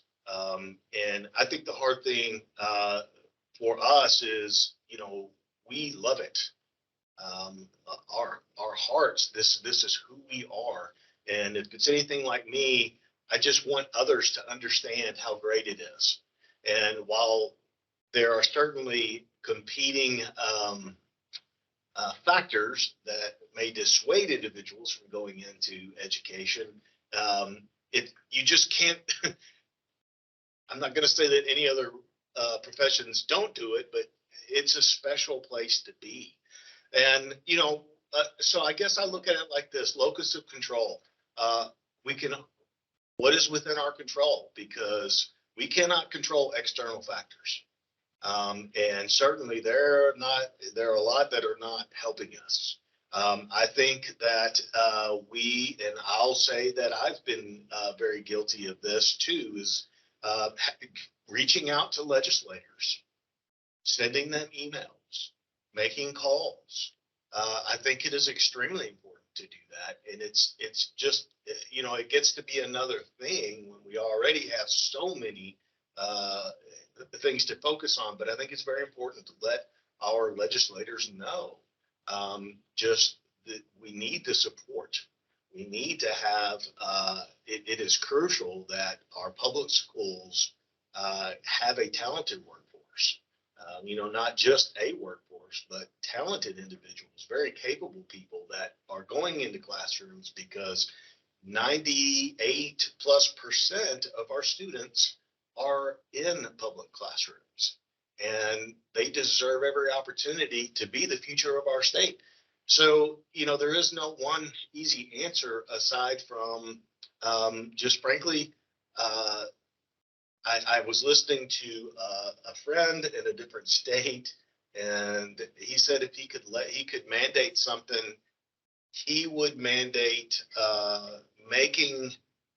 talking poorly about the profession a fireable offense. And it really hit me. And he just said, that's what I would do. If I could wave a magic wand, that would be one of the things, that it would be something that I could fire an individual for. So even within our own, we have battles, internal battles as well. We just have to keep pushing. We have to keep highlighting the amazing things that are happening in your schools, the amazing things that you're doing in your communities. And I know we say it all the time, but these stories matter. because the people in your communities, that it resonates with them. And they know how important the teachers are within your schools and within your districts. It's an uphill fight for sure, or an uphill slog, if you will, but it's one that we just have to continue being committed to. It's an excellent point. Nick, that was a hard question, man. I want to point something out that maybe would help all the administrators here. How likely is it that we're going to see the return of professional development and textbook funding at the school level? So, oh yes, the hot spot.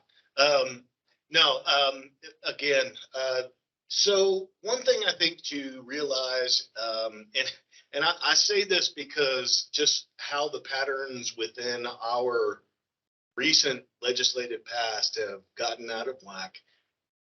This next session is not a budget session. Does that mean that they will not open the budget? I don't know. We've been in a wild cycle here. And then COVID really sort of offset a lot of that too. So now it's hard to even keep track of when are we in cycle, when are we not. So the biennium will be 2024. So that will be the next budget cycle. So 2 years. So I think in at least the minds of here, we really think in terms of that 2024 and creating the areas of need that we can advocate for. And certainly this would be on the list of important details that we need to put into that legislative ask. Another significant conversation is around a renewed or revamped K-TIP and mentoring and induction. I guess I've just got in the habit of saying that retention is the new recruitment. We are in a time that, and I can remember, I'm sure most of you can, when, especially if you were in an elementary position, not always, but you would have to work to go through the candidates. There would be a list and you would have to, go through them. And that is not necessarily the case any longer. And then of course, extrapolate that out to hard to staff positions, and it's even more desperate. So focusing on our people and making sure that they are supported and, returning to, a state funding mechanism to support that is, and again, I know there's the good, the bad, and the ugly of K-TIP, but I think most of us understand, a revamped form of that, so that we can focus systemically on supporting those that are coming in. So those are definitely areas, the professional learning, which ties honestly a lot into the United We Learn, because so much of that is all about learning. It's all about developing as a learner and an educator. So is the Read to Succeed. So much of this as well. It takes time. It takes a lot of time and a lot of investment in individuals. And we know that's something that hasn't always been done well, and it's created frustration. So just know that both of those points, as well as mentoring induction, are very high on the list as far as continuous conversations around what we need to advocate for. Great point.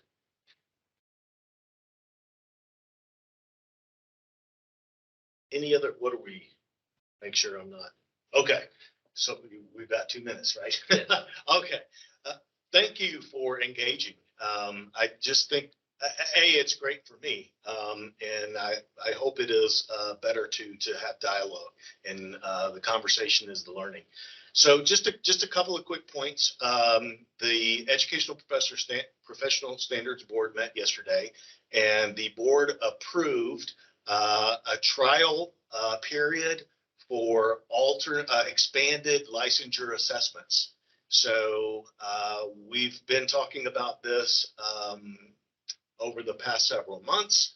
And the difficulty in some of this position is do not devalue the profession, that the standards are extremely important. But we also need to examine barriers that we should consider addressing. So praxis exams, that has been the only pathway to full licensure in Kentucky. And so the board yesterday, between now and next December, we are going to apply a -1 standard error measure for praxis scores.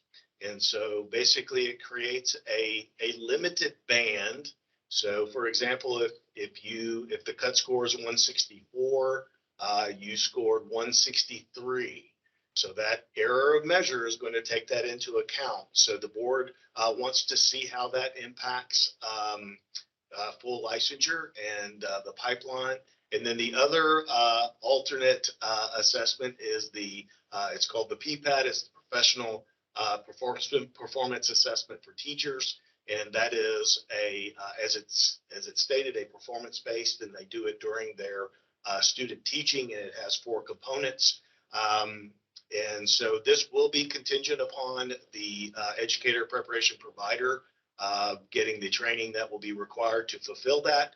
But between now and next December, we're going to see how that impacts the teacher pipeline, how that impacts the level of individuals that are obtaining full licensure, and then hopefully have some data to make some long-term decisions. So present that. And then one other one, in talking about just the difficulty of nailing down the issue of the teacher pipeline, I've really been working on this data conundrum, and it's not just Kentucky, it's nationally. There are so many disparate data streams that it is very difficult to tie them together to paint a picture of just exactly where do we stand in terms of attrition and how many teachers we really need and where do we need them and which content areas. And it's just a complicated mess, just to be honest. But with some very skilled data individuals, we've been working on a heat map. And I've seen the prototype and it's coming along. And so basically what I envision is in the not so distant future, we'll have a heat map that you can go to your district and you can hover over it. And it's going to give you some very specific information about what's happening in your local context. And then if you want to know what's happening across the state and see other comparable, you can do that as well. So I'm hopeful that we'll bring that to fruition very soon. So I know it is your time, and Suzanne, I apologize, but I really appreciate the opportunity this morning. Thank you so much for joining us and giving us an opportunity to speak about the things that we're concerned about right now. Appreciate it. All right, the last item on our agenda is adjournment, and to do that, we will need a motion to adjourn. Nick Brooks, I'll make that motion. Thank you. And do we have a second?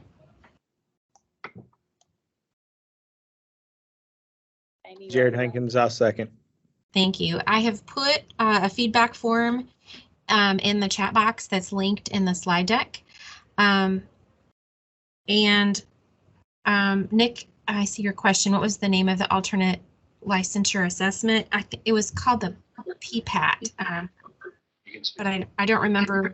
Yes. It's the, I'll put it in the chat box here. Okay, thank you. So we are ready to adjourn. Thank you all for joining us. We have look for an email, not just the feedback survey, but we will be emailing to gather some ideas for our next meeting agenda. Stacey, is there anything else? No, that's it. Just a reminder, our next meeting is March 14th, 2023. Thank you. And I'm so grateful to have so many members on, especially our new members.